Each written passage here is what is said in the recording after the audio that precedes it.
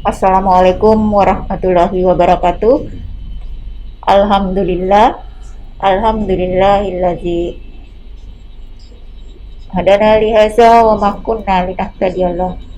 Assalatu wassalamu ala asrofil anbiya wal mursalin Sayyidina Muhammadin wa ala alihi wa sahbihi ajma'in.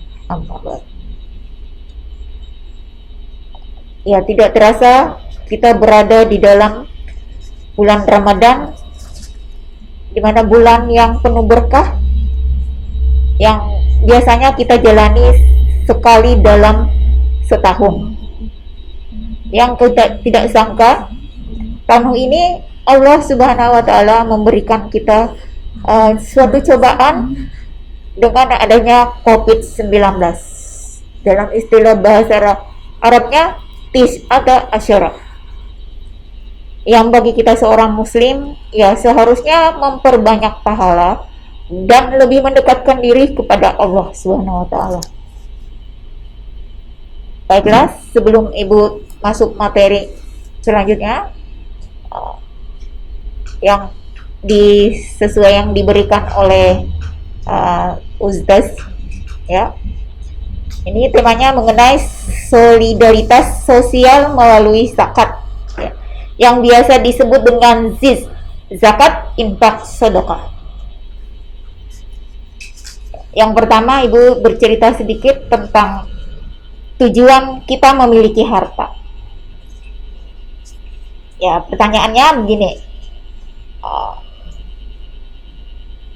apa yang hendak kita ajukan kepada kalian? Mengapa kalian menginginkan harta?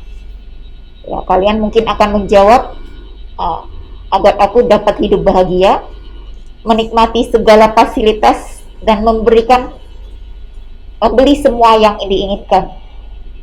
Ya, jika demikian, kalian tidak sedang mewujudkan tujuan kalian diciptakan. Kalian harus berkata, aku ingin mempunyai banyak harta agar dapat disumbangkan di jalan Allah, membiayai pendidikan anak-anakku hingga dekat kepada Allah Subhanahu wa Ta'ala, membantu mereka yang membutuhkan, dan menginvestasi dalam kegiatan sosial.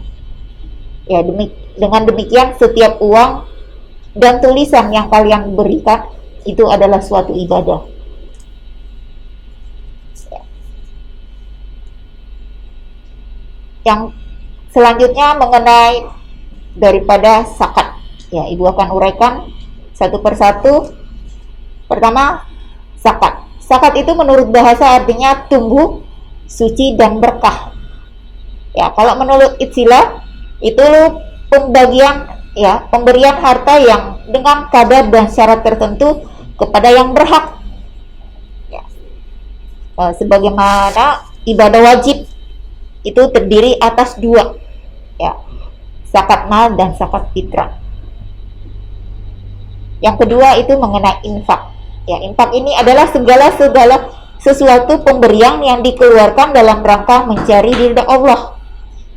Ya, itu pun dibagi, ya, infak wajib. Ya, infak wajib yang memberi nafkah kepada keluarga berupa nasab, atau infak sunnah, misalnya sedekah, hibah, dan wasiat. Kemudian yang selanjutnya sedekah. Ini artinya memberikan sesuatu, bisa berupa materi atau non materi, kepada seseorang yang membutuhkan dengan mengharap ridha Allah Subhanahu wa Ta'ala. Contohnya hibah, wakaf, dan tersenyum. Ya, tersenyum itu paling termurah yang kita miliki untuk mendapatkan pahala. Yang ketiga yaitu kedudukan zakat. Sebagaimana dalil dalam Al-Quran, dalam surah At-Taubah ayat 103. A'udzubillahi minasyaitonirrajim. Bismillahirrahmanirrahim. Usmin amwalihim sadaqatun tutahhiruhum wa tuzakkihim biha wa salli alaihim inna salataka zakanu lahum wallahu sami'un alim. Yang artinya, ambillah zakat dari harta mereka guna membersihkan dan mensucikan mereka, dan berdoalah untuk mereka. Sesungguhnya doamu itu menumbuhkan ketentraman jiwa bagi mereka. Ya, Allah Maha mendengar lagi Maha mengetahui. Selanjutnya nomor 4. Ya. Syarat-syarat harta yang wajib disakati. Pertama, menjadi milik sempurna. Berarti harta tersebut dimiliki secara sah dan dikuasai secara penuh. Yang kedua, harta tersebut dapat berkembang atau memiliki potensi untuk dikembangkan. Selanjutnya, nomor 3, sudah mencapai nisab, yaitu batas minimal harta sehingga wajib untuk dikeluarkan zakatnya. Ya.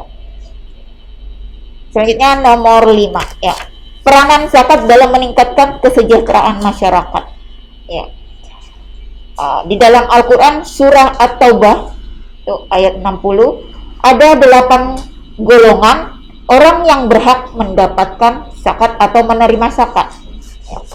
Yang pertama, fakir.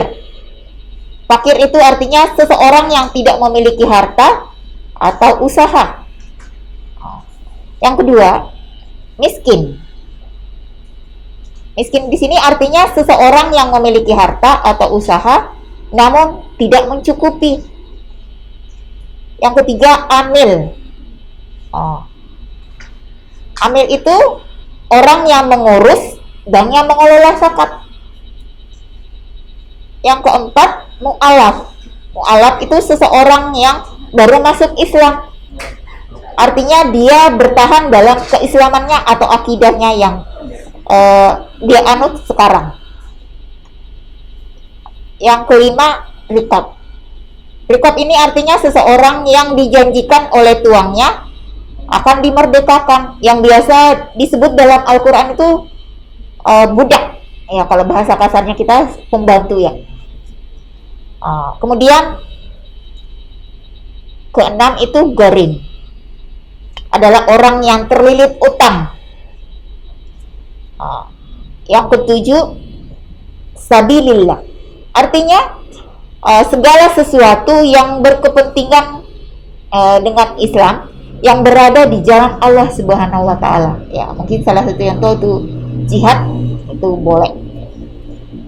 Kemudian yang terakhir itu musafir, artinya orang yang dalam perjalanan tapi kehabisan bekal, yaitu yang 8 golongan tadi yang berhak mendapatkan zakat.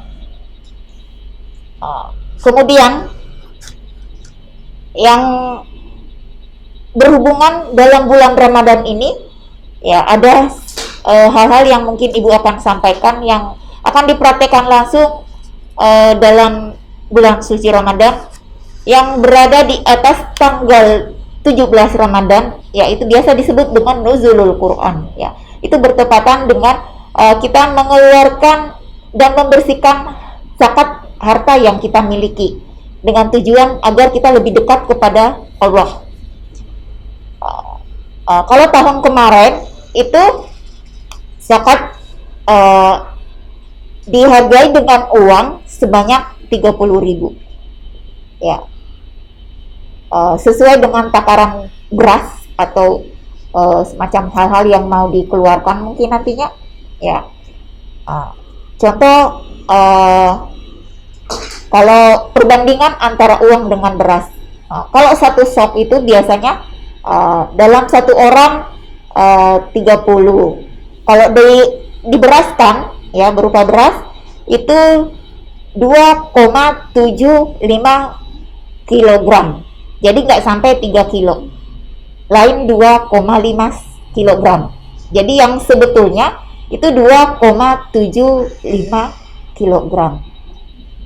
Ya, kalau mau lebih dari itu boleh, yang melebihi harta. Ya, karena biar bagaimanapun harta adalah titipan yang Allah berikan kepada kita, yang di dalamnya ada orang yang berhak mendapatkannya. Nah, itu.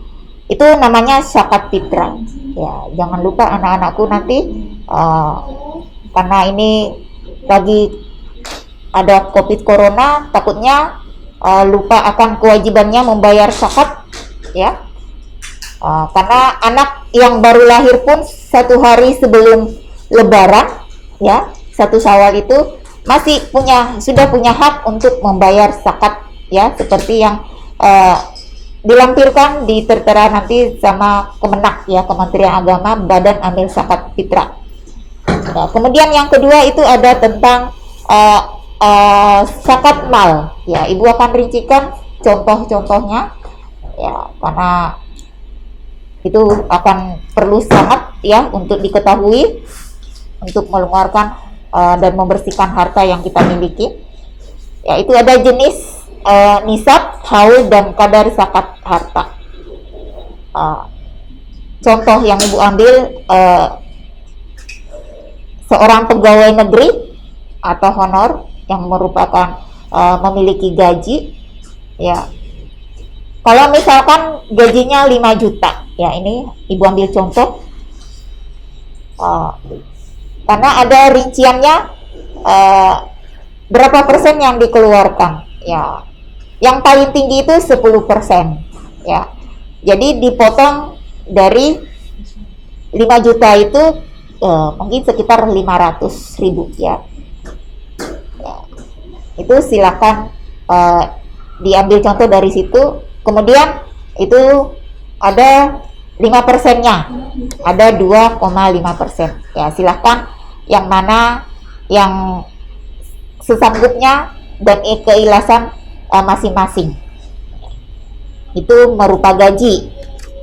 Kalau berupa tumbuhan itu termasuk padi, ya. Padi itu kalau gabah itu sekitar 653 kg, itu gabah. Itu 5-10%-nya yang harus dikeluarkan, ya. Kemudian kalau berupa biji-bijian atau umbian atau sayur-sayuran itu sama dengan senilai dengan padi, ya. Kalau beras 522 kg, ya.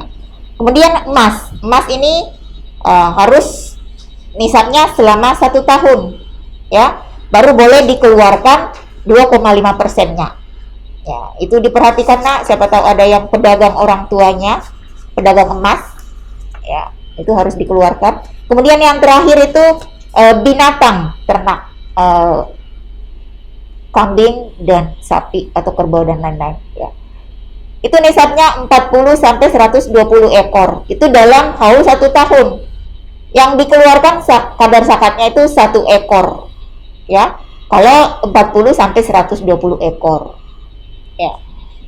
Kalau di atasnya berarti 2 ekor. Ya, mungkin ini yang terakhir ibu sampaikan, dan mengenai hikmah zakat. Pertama, yang merupakan bukti keimanan kita kepada Allah Subhanahu wa taala untuk mewujudkan rasa syukur dan nikmatnya kita, ya. Dan menumbuhkan rasa kepedulian yang tinggi terhadap mereka yang membutuhkan, ya.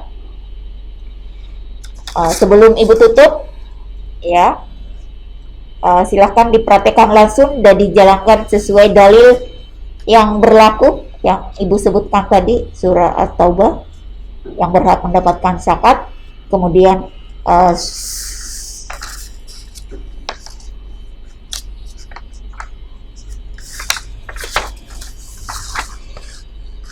surah At-Taubah ayat 60 dan 103 itu tadi. Nanti dikumpul, ya, tugasnya pas masuk sekolah, dibuat sebuah resume aja dalam berupa buku, ya.